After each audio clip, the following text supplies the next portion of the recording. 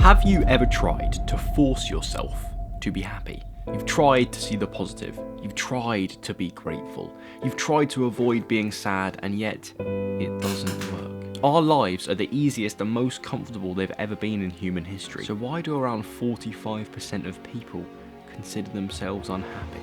It's because happiness is a lie. My name is Joel, I'm an 18-year-old psychology student trying to help people have better lives, and growing up, like everyone, I struggled to be happy. But with what I know now and the information I'm going to try and explain in this video, I know that my teenage years would have been a lot easier. The thing that most people don't realise is that our brains are not built to make us happy. You see, when our ancestors were in Africa, in the wild, trying to survive, happiness would be a competitive disadvantage. If you were happy, if you were enjoying your life, then you would not be motivated to go out and hunt for food and watch out for predators or enemy tribes. And because of this, our brain contains a specific mechanism known as hedonic adaptation. It's the bane of human existence, and it's what takes us away from happiness. This theory states that when something good happens in your life, like you achieve a goal you've been working towards, or you get into a romantic relationship, your happiness will increase, but only briefly. Over time, any increases to your positive emotion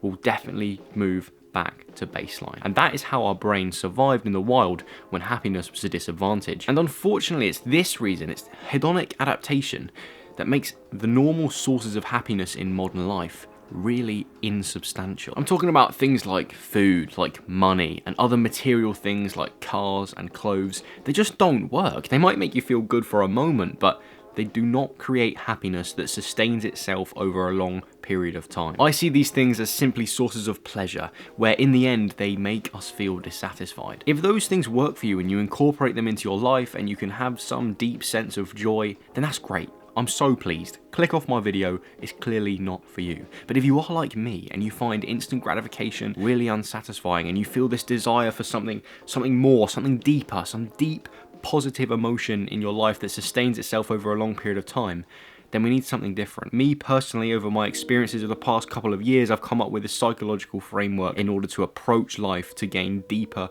more valuable positive emotions. And I can simplify my ideas down to one simple maxim, one simple phrase: make life count. The M stands for finding meaning in our lives, the L stands for your loved ones, and the C stands for your character. I'm going to explain each of these in detail and how I apply them to my life and how you can apply them too, but remember, I'm no expert, I'm no guru, I'm just an 18-year-old that's learnt some things and he wants to share them with the world. To me, a meaningful life is where you do something of real value, something really worthwhile. Not just stuff that fulfills your own desires, but things that positively contribute to the people around you, the wider community, and the world. I feel like a meaningful life has to have a deep, aspirational goal, one that you can make your life's purpose and your life's mission. This goal will make you adopt the responsibility necessary to work towards it, and as you make progress towards this goal, you gradually put the world in a better place than you found. And a goal like this will take the entire adventure of your life to fulfill, but that is the point. Psychologists have found that one of the most reliable sources of positive emotion in our lives is moving towards a goal that we see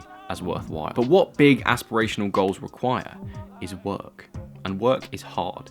Harder than sitting around and consuming all of the pleasure activities that we can in the modern day. However, having this mission, this purpose, something that truly means something to you and truly has a positive impact on the world, that will give you the deepest, most valuable positive experience you could ever ask for. When you're lying on your deathbed, you will not think about the times where you indulged in pleasure, the nice food that you ate, or the things you watched on Netflix. You will think about the value that you gave the people around you and the wider world. I don't think there is any more honourable way to live out life than work towards something bigger than yourself that has a beneficial impact. But the thing about working is, no matter what goal you achieve or how far you come, if you have no one to share it with, it is invaluable. One of the biggest longitudinal studies on happiness that spanned over 75 years found one factor that was most significant in people's health and, most importantly for this video, people's happiness. And I'll let the current coordinator of this study explain this. The clearest message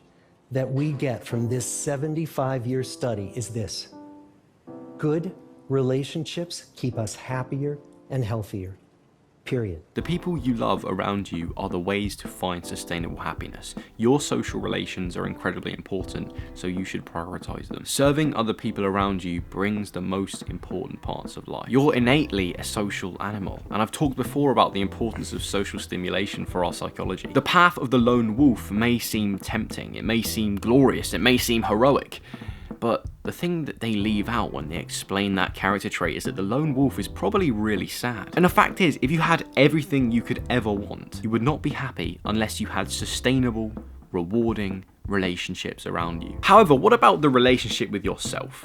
What about your self-talk, your inner narrative, the person that you believe you are? Carl Rogers is a humanistic psychologist who came up with a theory known as congruence, which really resonated with me. A state of congruence is where who you think you are, i.e. your self-concept, is in alignment with who you like to be, your ideal self. Congruent people have been found to be happier. There is real evidence for that. But personally, I disagree slightly with Rogers, and I don't think that a state of complete congruence is possible. There's no way that we can completely embody the idea of our best self, because that ideal continually changes. As you grow older, you will have different ideas of who you'd like to be. The main thing that brings happiness here is moving towards congruence, getting more congruent, becoming your better self, not reaching that point. Like when you play a video game, you earn experience through learning skills, and therefore you develop your character and become a more powerful, competent character. But you can do the same thing in real life. Striving to make yourself better and to grow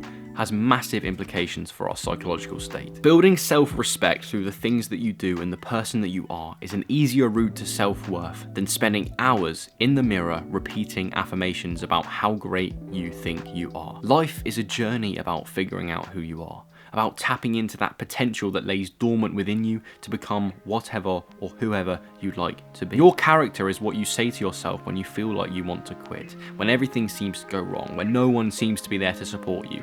That's your character. It is the way you handle setbacks, embrace adversity, and approach challenges. If you become a strong, honourable person, you serve the people you love, and you work towards a meaningful goal that contributes to the world in a valuable way, then God or the powers that be might just be nice enough to give you some of their happiness. If you enjoyed this video and want to learn more about how psychology can improve your life, I'd appreciate if you watched this video here, and you can also subscribe to my newsletter down the description, where you'll receive an article from me once a week about psychology and personal development. But with that said, thanks for watching, and I'll see you guys next time.